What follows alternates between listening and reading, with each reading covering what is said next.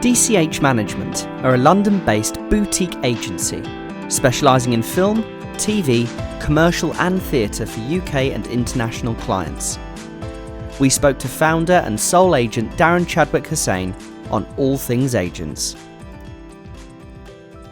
Hello everyone and welcome to the finale of our first series here at InTheRoom. It's been a brilliant and surprising journey for myself and Christian, who have put so much into this and have seen people respond so kindly to our work. So thank you everyone who's listened to any of the podcasts, who's engaged with us on social media, whether that's following or liking things or responding to our guests' content, our brilliant guests who have been fantastic the whole way through this series. And we are finishing it on a brilliant episode today, which is the essentials agents. And agents are similar to casting directors. They're the two giants in this industry that everyone needs to know more about, that there's always different opinions on the subject. And we have got the lovely Darren Chadwick-Hussein, the head agent of DCH Management, here to talk to me today about agents. How are you doing today, Darren?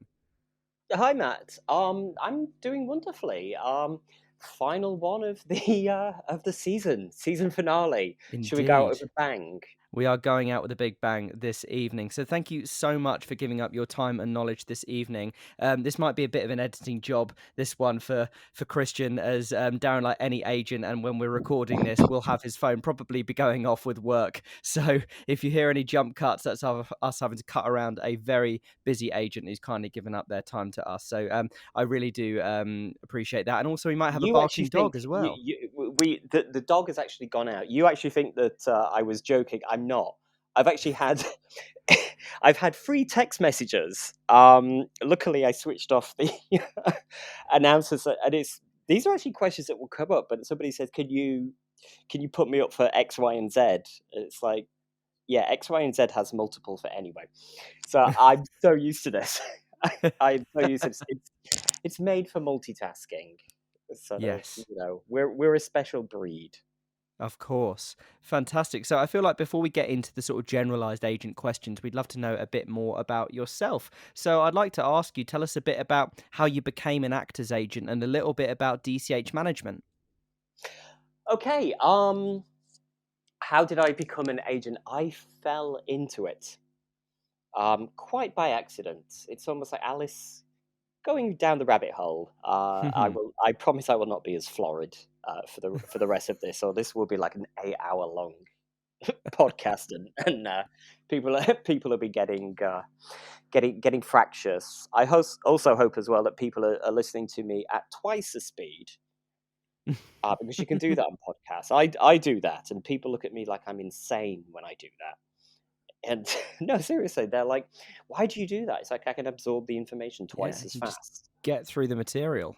Yeah, but somebody like me, and Robin Williams, and Camille Parlier, we talk really, really quickly. So you might want to go on half speed. We'll slow it right down when I'm dishing out the information. So a bit about me. I'm middle-aged. I started off in film school back in the 90s. And I did the typical sort of writer-director route. You're going to hear some honesty that you don't actually hear a lot from writer-directors. Most of us are terrible. We are so bad, so bad. And I was terrible. I was so bad. It was, people could be talking like this. And I was so happy that they're saying my dialogue. I was like, yes, this is Oscar winning. So I gave up on that. Went over to the States for a few years, programmed a couple of international film festivals they had over there based in Philadelphia. Came back to England, went back to, actually went and did a master's in screenwriting. When I graduated, the recession happened. And so every opportunity a new writer would have had in radio or shows like Doctors were not available to me. So I, at the time, saw this burgeoning thing called web series. I created one of the first of the British web series, which was called The Bloody Mary Show, Won every award going for that. Then I went to teach at Rain Dance, which is for the actors, it's a great opportunity. Networking place, training place, wonderful people. Elliot, I love Elliot.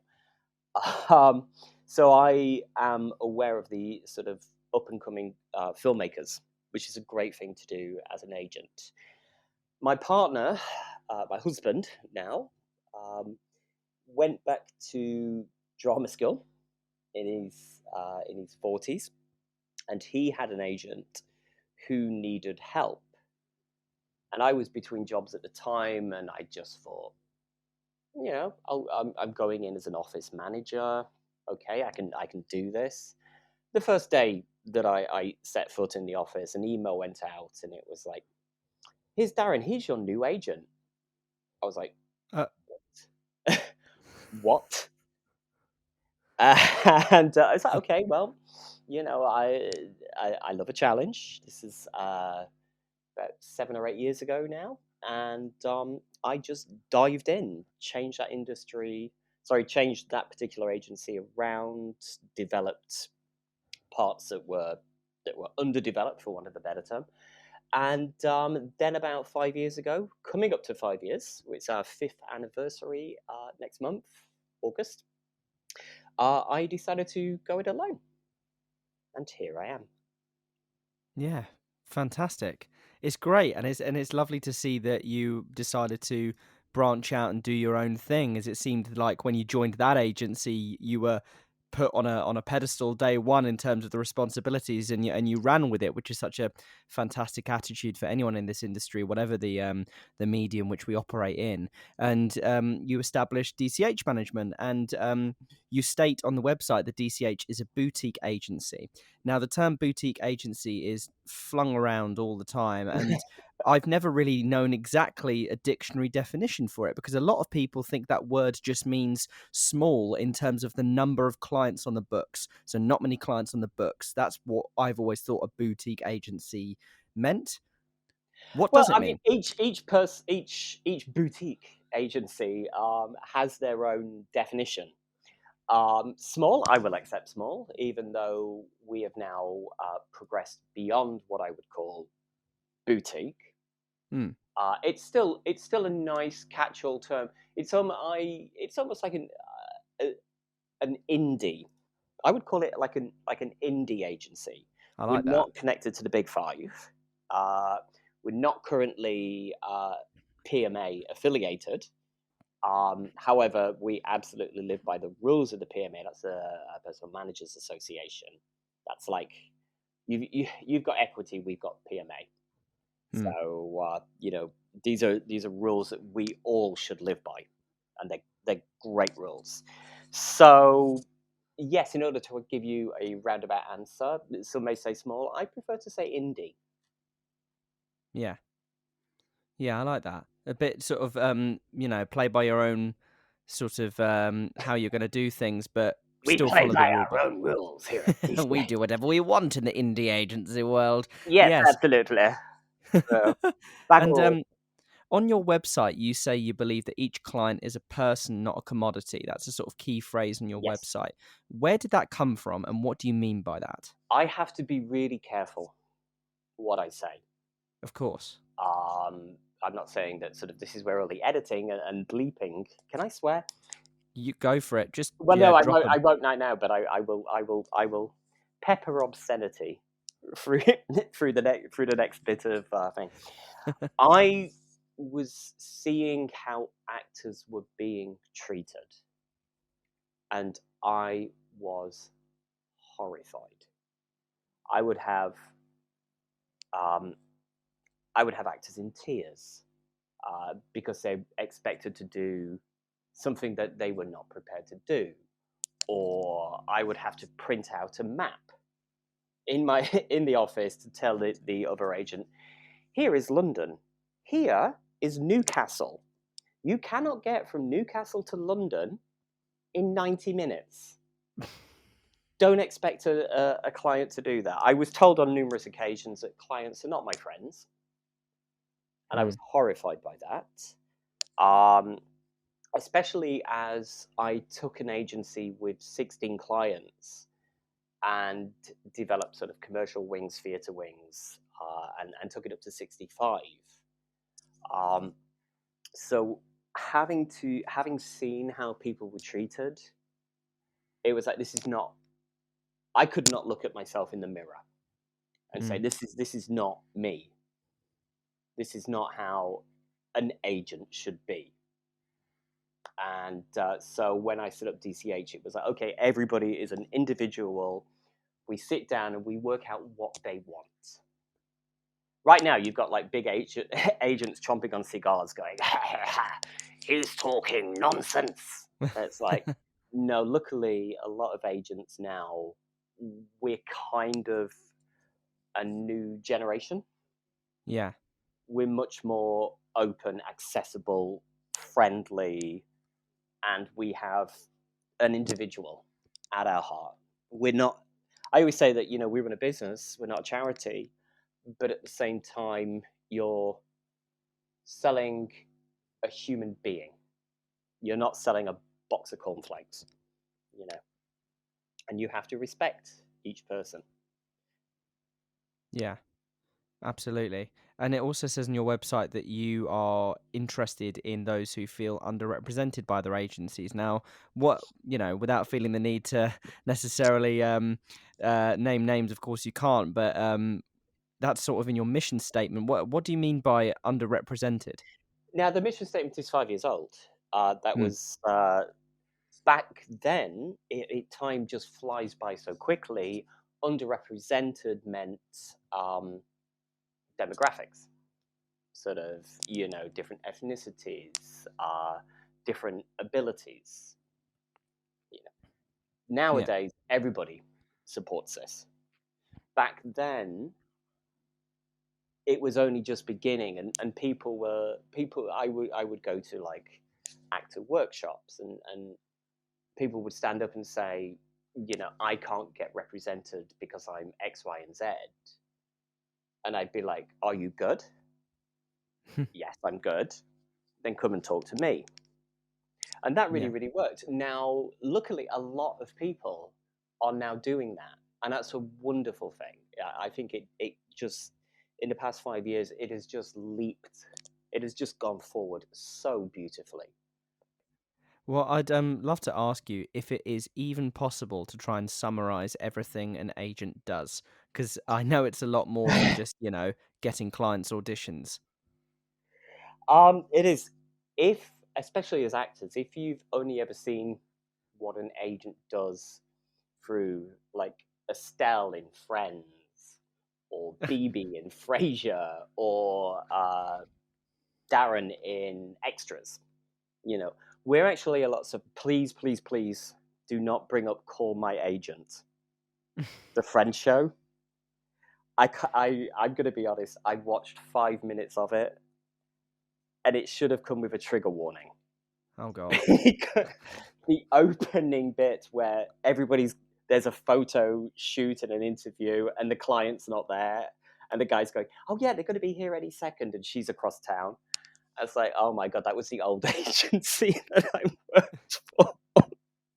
Oh no. So yeah, I can't watch Call My Agent because it should come with a trigger warning. It caused me to have a little panic attack. Well, you might have Luckily, to suffer that again because I know they're making an English version. I think they they're currently doing an might be English. shooting They're, that. they're doing an English version. So yes, I will have to watch it through closed fingers, and with a large drink at my side. Um, but yeah, so what makes a good agent?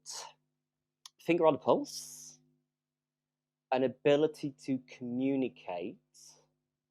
Each agent has their own definition of this, and what I may say may contradict what somebody else says.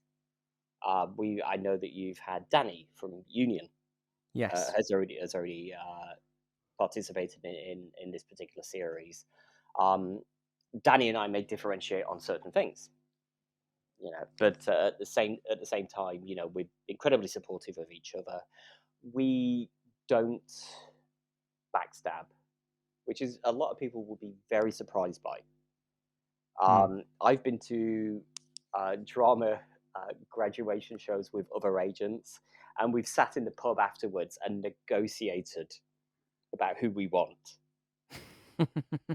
which is hilarious. It's like, it is. It's like, well, I'll take X, but I also want to take Y, and I'll give you Z and throw in A, but I'm As a not token budging of on. goodwill. Yeah. So these things do happen. I've always said what also makes a good agent, the ability to listen, because as much as I can say what makes a good agent, I've worked with a bad agent, Yeah. so it's quite interesting. I mean, we could spend hours saying about what makes a bad agent, and we could do this as a spin-off. It could be in the room after dark, I the like that. the X-rated chat. You know, you can push that. I'll take 15%. Uh, nice, nice. And is a good agent a good negotiator? Is that is that Hey, another well, sort quality? of, you haven't knocked my 15% yet, Nope, very true. so that's all good. It's good. It's all those types of things, isn't it? It's that I like the ability to listen, and that's not just to clients, that's to industry people, keeping on the pulse, a good knowledge of time, all those types of things. And from your perspective as an agent, what makes a good actor? What makes a good actor? Oh, again, I particularly for DCH, I look for an energy. I look for a willingness. You are not. You do not know everything. If you come in hungry to learn, um, but have a great talent, have great energy, I'm interested in you. If you come in and you have attitude, you think that you are too good for something, you know what? Fuck off. I'm not interested. Go take your attitude elsewhere. Because Yeah, I've always said that there is an arsehole in every production. Do not be that arsehole. yeah, I say this to all my clients. It's like, if you're having a bad day, you leave that trouble at the door. You call me before you set foot on set, and you get it all out, and you speak to me, and we go on bright-eyed, bushy-tailed. I would rather nobody brought a negative energy to a production, because people are stressed enough. You go in there and you do the best that you can do, because you're also representing me. I don't really want to sort of have to get feedback from a casting director saying so and so was terrible. They brought everybody down. We've had to reshoot, um, and we never want to see your client again. That has never happened to me at DCH. rock and roll. But I'm not. I could be speaking from experience. Who can say? Yeah, I think it's one of those things as well where, no one would email an agent about an actor turning up on time, knowing their lines, but being good but not great. No one's going to whinge about that. Yes. They'll still get the job done. Mm. And I think you shouldn't necessarily turn up for obviously you want to turn up to any job wanting to do your best, but I don't think you should put the pressure to deliver an Oscar-winning performance every single day on set, in the theatre, or whatever. It's not going to happen. But the stuff you can control, as you say, turning up on time, knowing your lines, and being nice, not being that arsehole, that should just be the bare minimum. And no one's going to be emailing an agent complaining about that. But as you say, if you bring in the energy, the bad energy, people will be on the phone fast. And In and as fairness, I have. This sounds like a complete humble brag. It's actually, I have had people saying so and so, getting emails from people saying so and so was an absolute pleasure to work with. Cannot wait to work with her again. I'm doing X, Y, and Z soon. Please, can she consider working with us again? So it does happen. It does happen that sort of you will get complimentary emails coming through, and they're always a pleasure yeah, to receive. what a They're lovely. dream. That's fantastic. And I think sometimes, when actors are just looking to receive a no from an audition just so that they find out the outcome. Actually receiving compliments from a job they've done is a whole other side to that coin. It's fantastic. And Mm, as you've mentioned there, actors are representing the agency and the agency is representing actors, and there's an actor agent relationship. That's the thing that's often talked about. mm. What is the perfect actor agent relationship? But at DCH, I always say that I don't work for you, you don't work for me, we work together. If does that make sense? Yeah, It totally. is a collaborative process.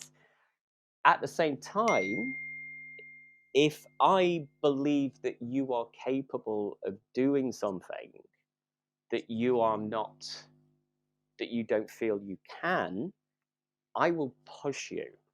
I can be a little bit of a mother hen.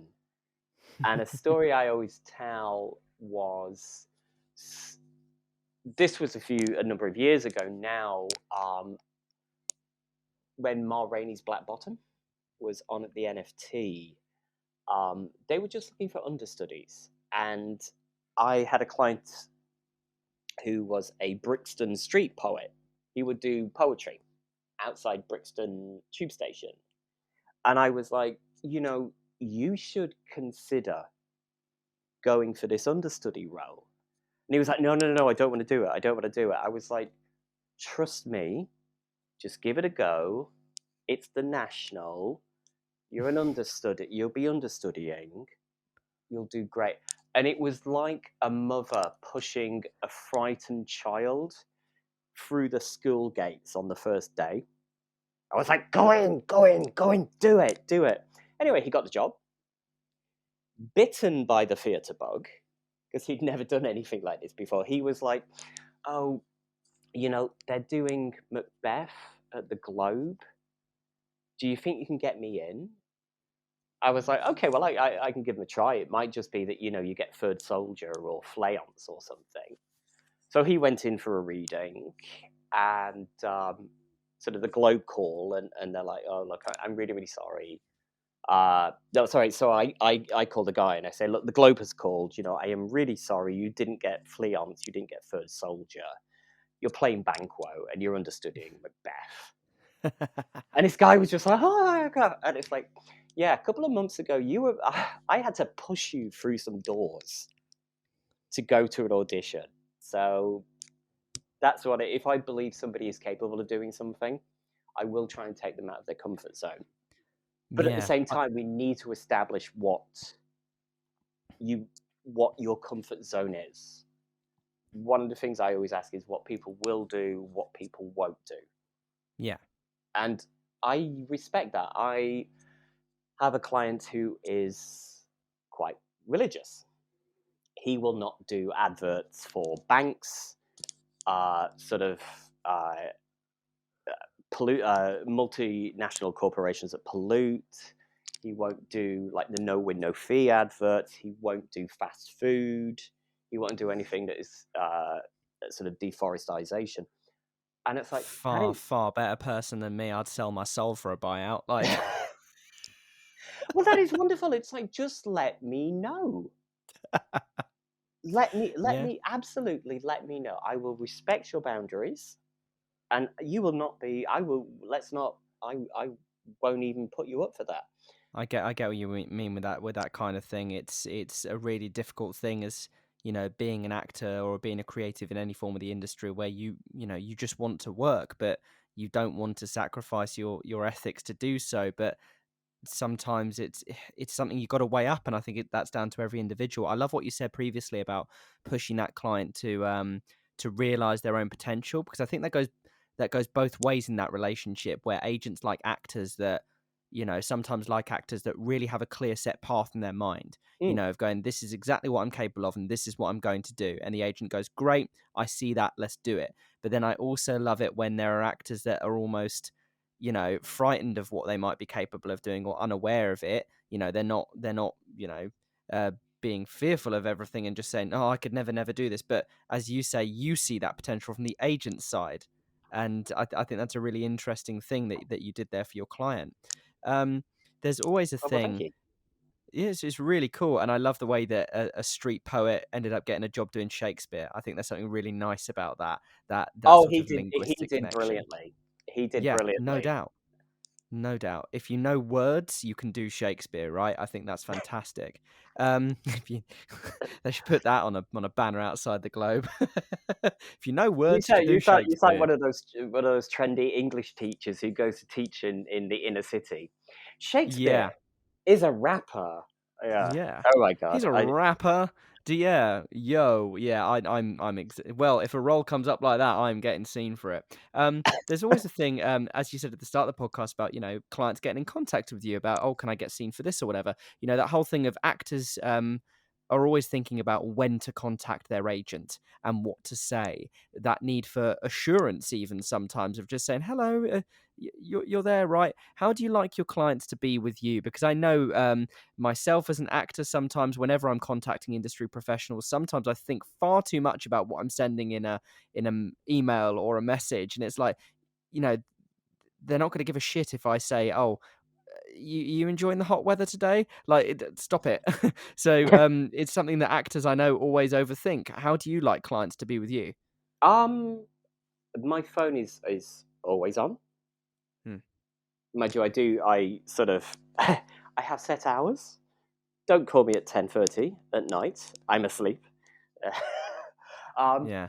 I think sort of texts are great because I can look at a text. If I cannot answer a text, I will answer it as soon as I can.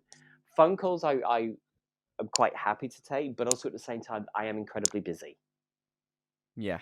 So a text, an email, a postcard. I love postcards. It sounds really weird, but I love just getting little cards and little messages and little thank yous and little keepsakes. Send me more. I need more. Yeah. You know. Send the fan mail. um. So yeah, but you can contact me at any time. Um. I know certain agencies don't like to be bothered by their clients, Hmm. which I think is wrong. Yeah. If you want to chat, that's fine. If you want to see your submissions list, which is a big thing all actors want to see. It's like, what are they being put up for? It's like it's one button on Tagmin and I can create a report for you. And here's your submissions list for the last week or the last fortnight or the last year. As long as each one is recorded. So that's always a good thing. And it takes me moments to produce one of those. In the olden Yeah. days, that would have taken me hours. I love Tagmin. Every agent should use Tagmin. Every actor should use Tagmin. Tagmin, give me a reduction on my on my next subscription. Because I'm Yeah. singing your praises. You can do everything, Mister Tagmin. Tagman tapes is very, very good. Oh, I tagging know tapes that. is great. The whole Yeah. tagging thing is tagging just changed a lot of the industry. It just made everybody's job so much easier because it was before you would have to input all this information, copy and paste, and then you just press a button now, Yeah. and It it's even it even wonderful. drafts you up a lovely email that says best wishes Yes, at the end of absolutely. it. I got mine. It's got my pronouns in it. Nice. You've customized the I Tagman tapes. customized mine. That's really funky. I love that. The subs list is a whole other conversation because that's a thing. Whereas an actor, if it's a subs list and it's stuff I haven't got seen for, then for me it's just that's a poison chalice because I'm just looking at all the jobs I could have got called in for but didn't get called in for. Where I guess there are useful things you can do with a subs list, and some actors like that assurance that their agents are putting them up for certain jobs. For me, I'm like, well, if I didn't get seen for it, I didn't get called in for it. I don't want to look at what they won't even see me for. I find that quite brutal, but It I can can be. understand. Certain people like it, other Mm, people don't. So it's up to mm. the individual. Well, another handy thing that we have in this industry is the spotlight nudge button. So the button that you can click and that sends a little notification to your agent to say, "Hello, I'd really like you to submit me for this." When should actors actually use it? because sometimes it's hard to know for an actor if an agent has already submitted them for that job or not, which I know then there's no harm done, but it could be a bit irritating. And a lot of the time when you get spotlight calls to yourself as an actor, it's because, they're looking for a huge amount of people and odds on your agent has submitted you. What are your thoughts on that nudge button? I If you're a new client, the nudge is explained. It's people. Some people can go nuts with the nudge button, and you're sort of like, I it no longer happens. But back in the day, I would open up my notifications, and there would be 11 nudges from the same client, and it was Right. like, no, you can't play a 25-year-old. No, you can't play a 75-year-old. Stop nudging. And it came to the point where I have a private Facebook group for all my clients, and which is where we can just put little bits of information in. And I think once every 6 months, it hasn't happened for a while, touch wood, is that a GIF of the T Rex from Jurassic Park would appear, and it's like, oh my god, Darren is on the warpath. Hide. And it was like, just a reminder that sort of, use the nudge button sparingly and wisely, otherwise I will remove it. And it was like it was like being a terrible school mom. It was like, Mm. you're not doing it properly. I shall Yeah. take it away. Do you want to spoil it for the entire class? Yeah. Absolutely. Yeah. But no, so I always say use the spotlight stuff for music videos. Thai. Do you remember Thai? do you remember the Yeah. Do you remember the good old days of theatre in education? What happened to that? Yeah. I love Thai. I actually do. There's no secret in that. I mean, both the Thai food and theatre and education. I love them both, often together. But I think TIE Well, you can live on. is such an I think TIE is such an underrated and TIE underappreciated is side of great, our but industry. music videos were a great thing or a short film. Yeah. If it's a big TV show and you are right for it, you are subbed for it. Mm. Do not worry. But if it's a great example I can use of a correct nudge was for a music video for somebody from. I'm showing. I am 47 years old. Give me a fucking break if I get these names wrong. It was somebody from One Direction. Yes. Was doing the. It was a music video for some. I think it was like one of the 50 Shades movies, and was it Zayn Malik was doing it with Yeah. somebody else, and it was a duet. And at the beginning of that video, there's paparazzi chasing Zayn Malik down the street.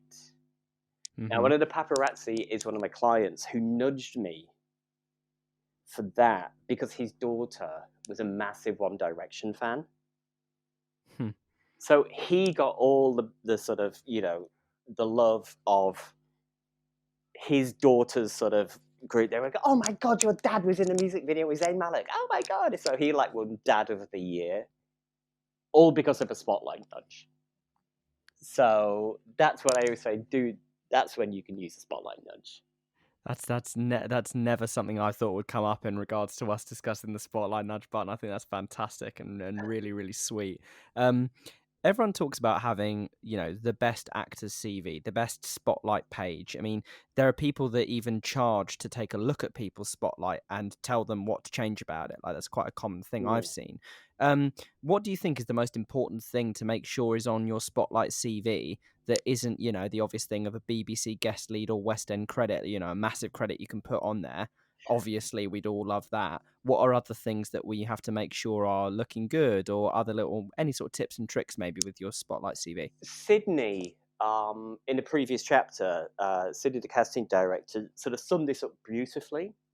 Hmm. And it was um, headshot, show reel, credits. Yeah. That's in the important, the three things.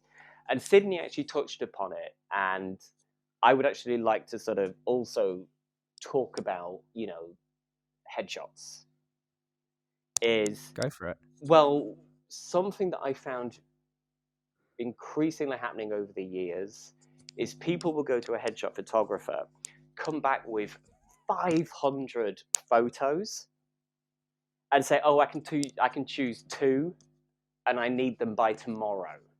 and it, Right. it is. Of course, I'm exaggerating for effect, but there is nothing worse than opening up, um, and just seeing hundreds and hundreds and hundreds of photos that all look exactly the same. Am I making Yeah. sense of what I'm saying? People are given Yeah. too many options and expecting, an agent. I have multiple clients. I do not have time to go through 500 photos Yeah. overnight. If you want, if you're going to send me headshots, you're going to have to give me a couple of days to go through them all, come up with a short list, and then you have to understand what I'm saying. And a recent thing I've been seeing is shadows across faces in headshots. And people are Yeah. going, "Oh, it's wonderful." It's like, no, it's not. Because what you don't realize, Sydney touched upon it, is the first thing a casting director sees are thumbnails of your headshot. Mm. Now, I don't know if you ever noticed, but the smaller an image, the darker it is. So if half of your head is obscured by a shadow, you know, you've only got half a face. They can only see half a face. They're gonna Yeah. say, "No, this is terrible. Move on." Yeah. And so I just wish a lot more people would understand that. The more you reduce something on a screen, the darker it gets. And so, which is why your face should be fully lit, standing out against a background that is of a different color. If you've got light hair, a darker background. If you've got dark hair, a lighter background.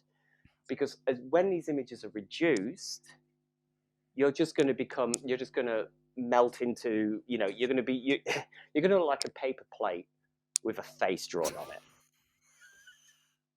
And that's all you're going to be, and they don't have time to sit down and go, "Oh, look at the beautiful lighting on this." It's like, Yeah. no, that casting directors are incredibly busy people. In fact, there's actually only one worst way to piss off a casting director. Shall I tell you? Let's go. Well, no, it's just a joke. It's called them a casting agent. Oh, yes. Oh, they don't Yes. like it. Yeah. They We're not don't one of like them. it. Yeah. This is it. Sort Oh, of, dear. you could. There's currently the brilliant yes or no campaign, which I'm a massive supporter of. Always have been Yes. since the very beginning. But the thing that's going to wind up people more is the casting agent. Yeah. Forget hashtag yes or no. Yeah. There's going to be hashtag not a casting agent. Yeah. I mean, I've seen casting directors tweet that out. The word agent does not apply to what I do. Stop calling me it. I I think mean, Shakira does that like every other tweet from Shakira. yeah. I am not a casting agent. It's just, I mean, we're on a sort of two-man crusade here in the room to get actors' emails up to the standard that they should be at, and that is a classic one. Is know who you are emailing, their name, their company. They're two different things. Oh, Like, make sure they're did different you want to spend a things. few minutes on the perfect email? Let's go. Because I was about to ask you about do's and don'ts for actors contacting agents. So let's just do Okay. a general email question. Well, I mean, for agents, it's a lot different than casting directors. If you're going to email a casting director, um, you just sort of, bump, bump, bump, bump, bump. That's it. Sentence, sentence, sentence, sentence. I don't know. I know you've actually worked with Ricky, but Ricky Beadle Blair Yes. does this wonderful, wonderful sort of test about how to write an email, which is you have to make it really, really short and sweet, and you cannot use the word "I." Oh, I like that. It's brilliant, and he did a test with like 30 actors and me, and every time somebody said "I," it was like you're out, and I put my hand up, and I was. I'll speed quickly through it, so hopefully the people can listen to this, and this is how to do a great sort of introductory email. It's like, "Hi Ricky, hope you're well, comma, loved X, Y, and Z, the last production you did. Got a great new client, Matthew, perfect for your role of blah blah blah in the upcoming production of blah blah blah. Let me know if he's up your street. Loads of love, Darren." Yeah. Ta-da! That is the Yeah. perfect email. Acknowledges who they are, acknowledges what they're doing, selling you the item without going into unnecessary detail. They can look at that by looking at your spotlight. Of course, Yeah. there would be links in the email and photos and blah, blah, blah. And not once did I use the word "I." Yeah. I think it's really useful, and it's about efficiency with politeness, but without sacrificing detail. Oh It's yeah, it's it, sort of it brevity is what you want. Yeah, because You the know, amount of emails people get, even if it's such a lovely email, if they don't have time to read it and they don't have time to read any emails, it's just not going to we be. I would love to say, because we get numerous emails each day, and I when I first started DCH, I ensured that every single person got a response. It almost killed me. Yeah. I cannot. I think I even say it on the website.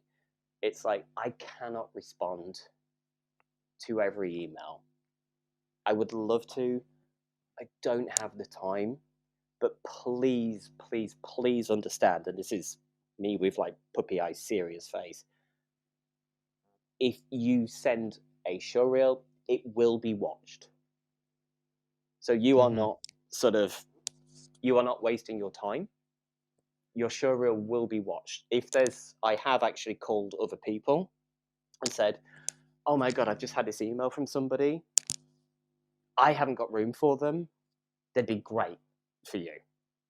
I have done that in the past, I love that. and that's sort of that's what we look out for each other, sort of thing. But also, as well, oh my god, that I have horror stories. Would you like to hear some horror stories? Let's get in a classic horror. Okay, well, the do's we've sort of talked about. The don'ts: do not lie. Do not lie to me. If you Oh send an dear. email, it's bad enough sort of having an email to "Dear agents at DCH Management." So, "My name is Darren. It's all over social media. It takes 5 seconds to find me." Or actually, what's even worse is you'll get a thing from "Dear Adrian, X, Y, and Z agency." And it's like, oh my god, you copied and pasted the wrong name. Yeah. That should have gone to somebody else. That should have gone to somebody else. Um, I've so lying is a terrible one. You have not worked. It's like, I have worked with your client on X, Y, and Z. It's like, my client hasn't worked on X, Y, and Z. You have not talked What? to him. Yeah. Or this casting director sort of talks highly of you, and it's like, no, that casting director can't stand me. No, that was a joke. Yeah. That was a joke. That one was a joke. But yeah, so they, you can smell it. You can Yeah. actually smell the lies. I've had a couple of that will go down in the history. One is actually shocking but funny, and I'll talk to that one first. I once got an email from somebody, um, and it got through to a spotlight page. She was amazing. I called her immediately. We went for a meeting the next day. Yeah. In the meantime, her spotlight page had kind of disappeared. And I was like, okay, well, there might just be a hiccup. So I went to meet her She had a wonderful energy. And I was like, what's happening with your spotlight page? She said, oh, it's just down for the minute. Turned out she created a spotlight page. She'd stolen somebody else's spotlight page. And she looked exactly like the other actress. It was in the show reel. What? Uh, She'd stolen their page and was pushing herself. uh, uh, It's I horrifying. I am stunned. That is not just awful, horrific, elite. It's identity theft, but also just creepy. D- No. Oh yeah, Oh. and I was like, well, can you send me some tapes in the meantime? Because I want to. You need to, your spotlight page is down. We can't have this. We need you to be seen. So she would send me these self tapes that she shot herself, and it was like, what's going on? This is not the talent that I saw on the show reel. No. So yeah, that was, and it turns out she'd done this to multiple agents. Oh my lord. So that was shocking. Completely going the other way of how not to do a show reel, and this is quite a serious one, is I once got a email from somebody who was interested in representation. So I looked at their show reel, and it was a short film that they'd done themselves, and there was sort of clips of it. And then there was 2 minutes into it, a sexually explicit male rape scene. Oh Christ alive. And that went on and on. Oh And right. I Oh. and I was just I was like, oh my God. So I just emailed the guy back saying, look, I don't think this sequence should be on your show reel. And I got Hmm. this response back saying, how dare you tell me what I should and shouldn't put on my show reel? Oh right. Okay. Have you not seen Irreversible? That has a 15-minute rape scene. I was like, this at least needs a content warning. Yeah. I'm a I'm a survivor of male sexual violence. I'm quite over it. I have worked through my demons. That would have me in tears if I was somebody else. Get rid of it. And it was just so Yeah. much back and forth, and it was like, I don't want to represent you.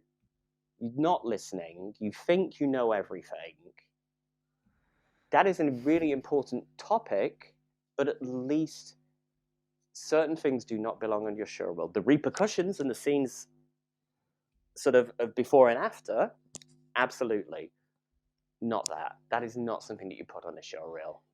If you've got Yeah. anything shocking that needs to go on a show reel, like language or something like that, just put a little note at the beginning, just Yeah. saying There's explicit caution, language or whatever. Yeah. explicit language, scenes of violence. Sexual violence is not something that should go on a show reel. I'm sorry. It No. shouldn't. No. It's a I agree with really, you on that one. really, really important subject, Hmm. but not for a show reel. Absolutely. Well, speaking of like content choices that actors make, the drama school showcase, we sort of touched on it earlier on, where you're making a sort of a sweepstake amongst agents about, who claims who and whatever, that type of thing. But in terms of the material chosen, because a lot of the time it is the actors in third year pick their scenes, then go to the head of acting, then you run and, okay, who would you do this with? Da, da, da, da. It's a whole long process. As an agent yourself, what is to you the perfect drama school showcase scene? If there are certain showcases, and it's like, if I see another version of Closer, I will scream. I will just walk out. What is it about Closer that, oh, we got two girls talking, oh, we're going to talk about Closer, and it's like, stop it, that play should be banned. I never want to see Closer ever again. Just for once, I would like to see something that is more in the style of something that you're going to do. I want to see a Victoria Wood monologue. Hmm. I want to see something different.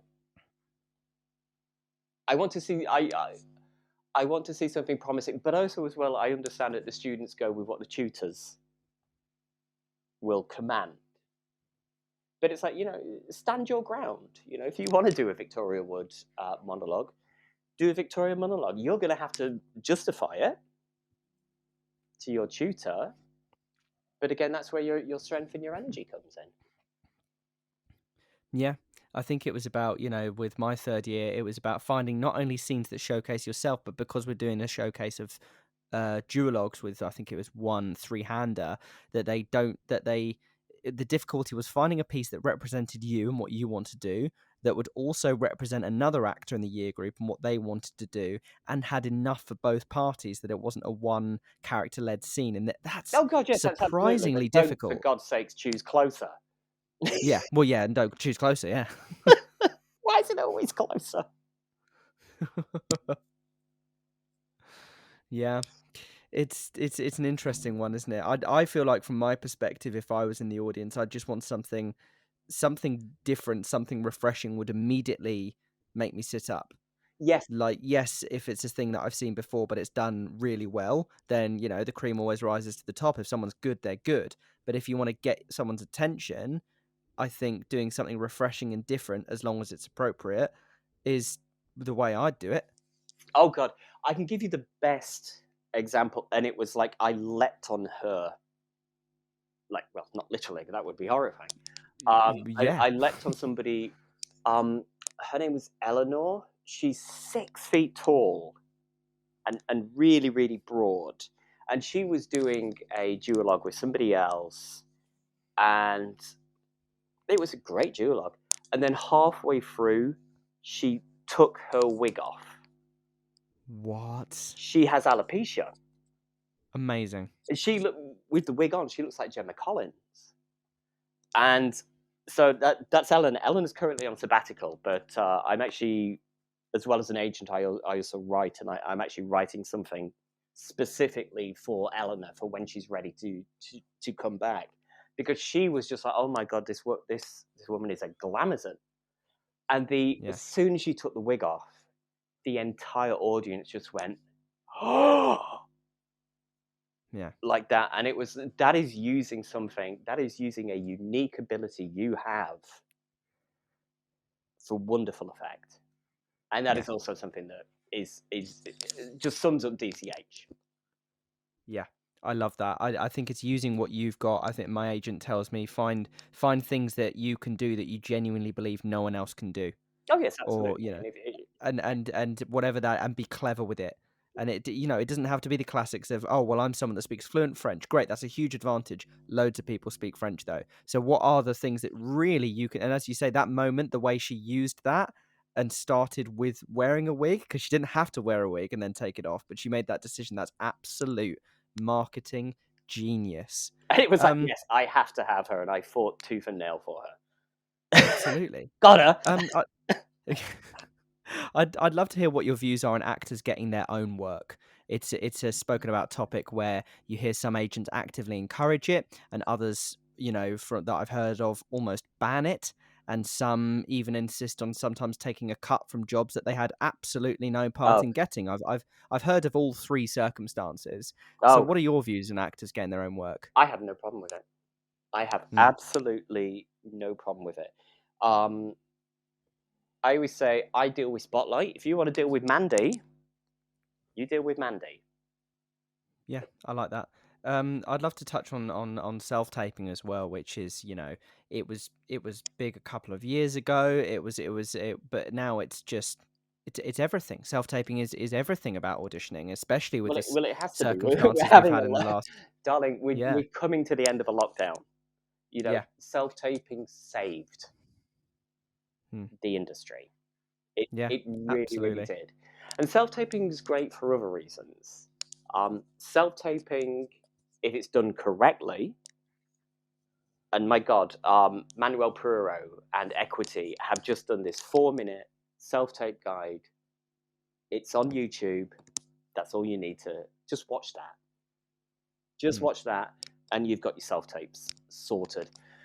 Self-tapes are great pre-lockdown.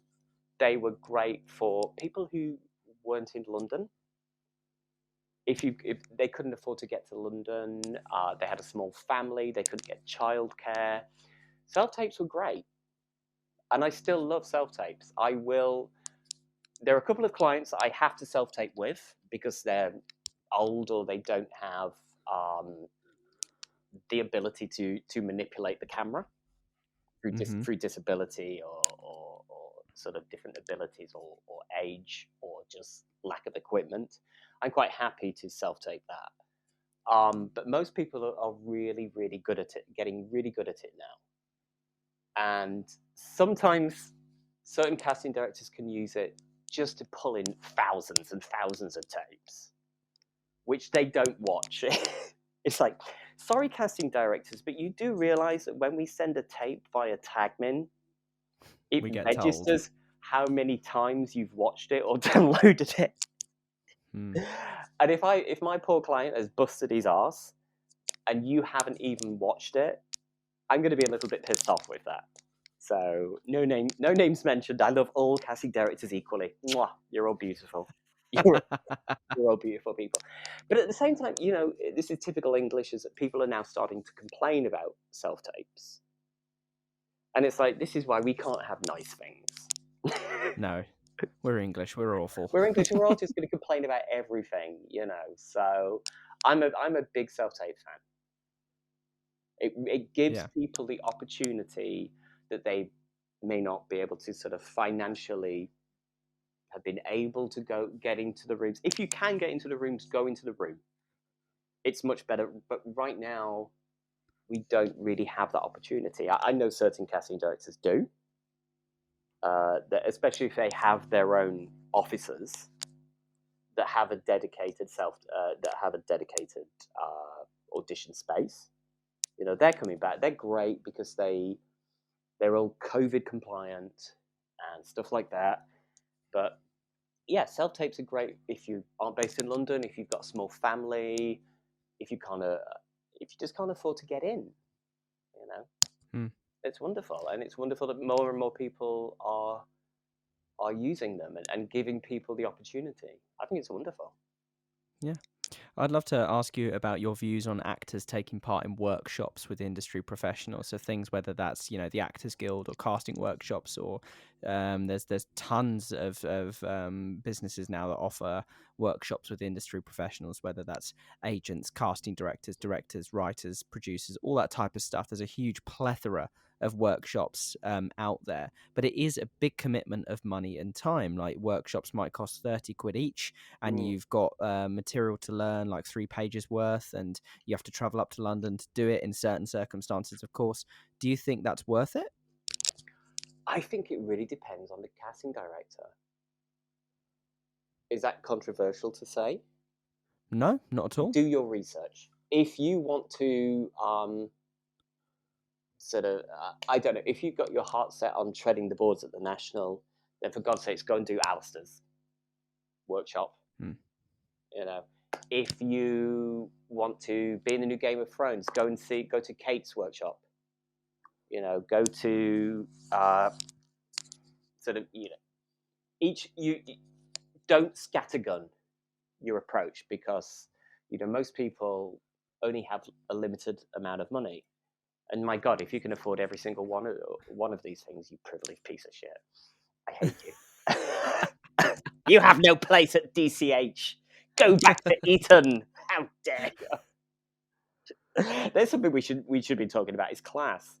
You get somebody like me called Darren with a strong northern accent. Yeah, they're not asking me, which private school I went to. But to get back to the question, yeah, I think it really depends. I've had there's been a lot of good opportunities for people Yeah, from them. absolutely. And I think it's also the mentality of what you go in to do the workshops for. I remember doing a workshop with the Actors Guild at Spotlight, and I won't mention the name of the casting director, but they were working with, they were like a casting associate, one of the big boys, and they said along the lines of, look, we also understand as casting directors why most of you guys are here as actors. You're here to get seen by us in the hopes that we'll call you in for a job. which is great, and that can happen. But on the whole, we see this as an opportunity to just, as a moneymaker ourselves as casting directors, which I actually hadn't thought of before, but of course that's evident. Yes. But then also is to just, work with actors, not necessarily I want to go find the next big thing at these workshops, going with a mentality that you're just doing, as an actor, you're going there to do a good performance and act and try those muscles out and get some feedback. If you go in with the energy of I'm going to this workshop to get a job, he was like, it's an almost odd conflict of interests where you're paying to see me in the hopes I bring you in for a job. I thought Which, that was a by the really way, interesting, is in certain countries illegal. yeah, which is why this guy mentioned it. He was like, there's an interesting conflict of interest here. Yes, you sort of in America, I believe it is illegal to pay for a casting director to see you, as it should be. Hmm. But the casting director that you mentioned, and I think I know who you're probably talking about, is the honesty. It is like, yes, you are not going into this to be discovered. You are going into this to learn audition skills. Yeah, You're going into to do this to get information that you may not have known. So if you go in with that mindset, you are more likely to get more out of it than somebody who's going to go in and say, please make me a star. I hope yeah. I'm found. Sorry, I can't actually. What's the song from Chorus Line? Oh, what, like, I hope I get it. That one. Yes, sort of, Yeah, or sort of, gee, I hope I get this role. Yeah, yeah. I hate musicals. Sorry for the person who was interviewed Wow. in the previous episode. No, I don't do West End Wendy's. I love them. Oh, wow. That's the knife in the back, isn't it? That's back of the net. But I've only said I only ever use my powers for good, never evil. We'll keep that in This reserve. is, this That's this is fantastic. that was your 30-second intro to In the Room After Dark. Yeah. How to annoy stagey people. Brilliant. And alienate any person that might listen that is that type of character. Fantastic. No, We we love don't. you No, no, all. no, no. Because I will sort of don't worry, West End Wendy's. I love you. Our powers are for good. Oh, Um, powers are good. just before we finish, I'd love to talk about. Well, I wouldn't love to talk about it. It's not necessarily the happiest of subjects, but it's an important one. Is what do you think about the process of agents dropping actors? That whole idea. I know a lot of actors sometimes live in fear of it. They think and are almost convinced it's going to happen. Like, oh my god, if I don't get this, my agent's going to drop me, or oh, if I don't get a casting in this amount of time, my agent's going to drop me. What advice would you give those worried it's going to happen to them, or if it has happened to them as actors, what do you do next? Okay. Have you before you signed up to an actor, before you signed up to an agent, have you done your research? There are certain, especially the old style West End performer. If you were a musical theatre graduate, for example, there are certain big agents where if you don't get a call back on your second audition, you're dropped. Wow. That is really strict. Luckily, I'm not. I'm, I'm not a musical theatre agent. Somebody calls. If somebody's going to give me a call and Cameron McIntosh is calling me and saying, "Oh yeah, what's their range?" I'm like, not my specialty. I think I I make it for myself. I make it clear that you are not to be afraid of me. I am not some five-headed mythical dragon beast from Dungeons and Dragons.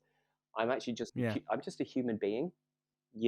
I am absolutely approachable. Hang on one second. Yeah, I am absolutely approachable. You can talk to me about anything. I ask for mutual respect. Don't lie to me. Do not lie to me. There are certain things where if you we talked about the nudge button. If you nudge me for a project and I get you an audition and you're not in the country, when the audition happens, that you're out because you're not showing me respect. That's actually happened. Yeah, it did sound like you were bringing up a That's actually happened. traumatic It's like, experience yeah, there. if you've nudged me and you know the audition's tomorrow, but you're out the country, why did you nudge me? That is Yeah. showing absolutely zero respect. It's embarrassing me. Um, but I would rather sort of, I'm not gonna fire somebody uh, just because they haven't been seen for a while. We're doing something wrong. Maybe we could get new headshots. Maybe they feel that they're actually being submitted to the wrong roles. I had somebody who was just not getting seen for drama, and so I just said, okay, we're going to change these headshots around, and we're going to put you up for comedy. Boom! It all fell into place. Interesting. So that was that's the thing. I have seen horror stories on social media, and one does spring to mind about where somebody was dropped by their agent via email rather than it was like, they didn't even call me. And you dug a little bit deeper, and it turns out that this person had turned down a role that they'd been given, that they'd been offered. The agent had offered it, but the client just backed out. And it was like, that does show a lot of disrespect for the agent's work. And if you're not going to show an agent respect, why should the agent then? Why do you deserve respect? But that Yeah. is an absolute. That is the absolute worst that can happen. Hopefully, things are sorted out before then. For somebody like myself, don't you get? I'm absolutely approachable. We'll talk about boundaries and stuff like that before. We don't need to. You don't need to be afraid of me. You don't need to be afraid of most agents. We're actually decent people, which is quite surprising to hear, isn't it?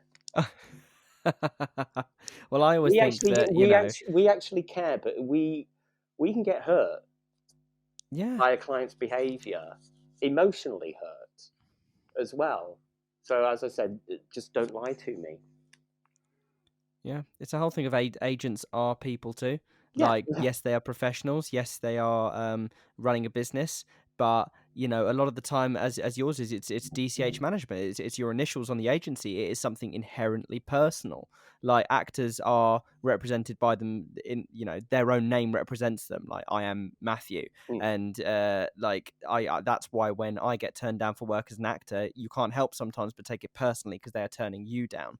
But agents are also the same because their name is attached to that actor, and if that actor doesn't get seen for a role or doesn't get the part, then that agent will also feel that because that agent represents that actor for a reason, and that agent has also put in the hours to get that actor that audition. So I totally get that. This industry has a lot. There's a lot of negativity in this industry. There's a lot of bullying in this industry as well. Luckily, this is changing. That's a conversation for a whole other episode. Absolutely. And I think that would be probably a really good sort of season 2 episode. There you go. I'm giving you ideas now. But sort of bullying in the industry Absolutely. I think the is amazing folks at the 98% podcast are fantastic. I think they did something with Industry Minds, and those two combined, and really they're looking after actors' mental health with podcasts and things like that. They are amazing. I mean, obviously that is definitely a topic yes, we there's should Time touch for on in the Change future. as But well, which sort of started mm, around the same time DCH did, which was another mental health support group. So it is out there. Help is absolutely it's out there. fantastic. Well, thank you so much for chatting to me this evening, Darren. It's been an absolute pleasure. I've learned a lot. I think everyone listening would have learned a lot. There's so much information to digest. We covered a ton of topics. And I know just how busy you are. So I really do appreciate you giving up your time and knowledge to us this evening. Thank you so much.